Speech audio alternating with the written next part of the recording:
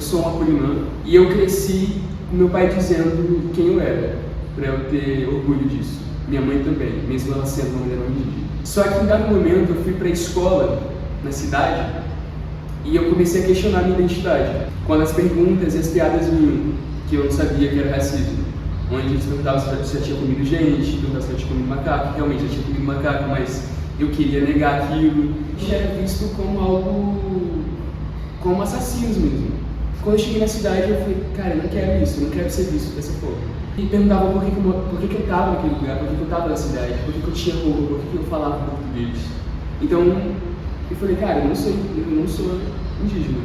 Porque também o que a professora fala nos livros de história é outra coisa. O estereotipado, né, o folclore.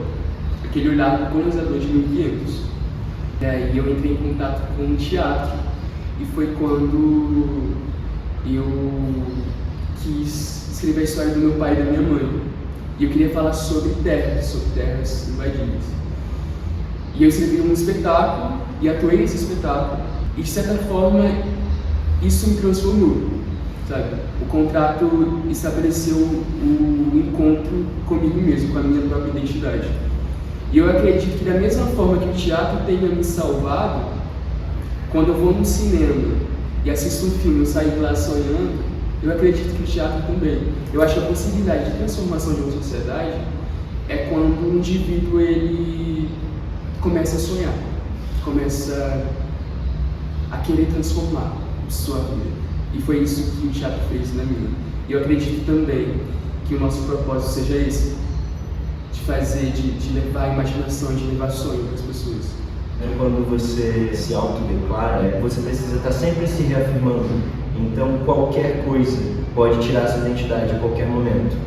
É como se eu ter um celular fosse me fazer deixar de ser indígena só porque eu peguei o celular.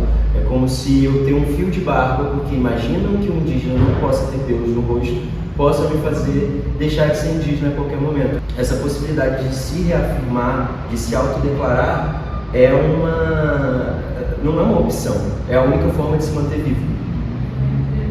E eu acho que é importante dizer que a autodeclaração ela não é uma disputa de narrativa com os povos aldeados. E para mim, enquanto mulher autodeclarada, nesse contexto urbanizado, a minha luta eu coloco no lugar de auxiliar os meus. O pardo, para mim, é uma violência. Eu não culpo os meus parentes que se consideram pardos, porque às vezes é a única coisa que a gente pode ter, a gente precisa se identificar no mundo. Mas o pardo, ele é um sistema de apagamento. A gente precisa entender que esses pardos, muitas das vezes, são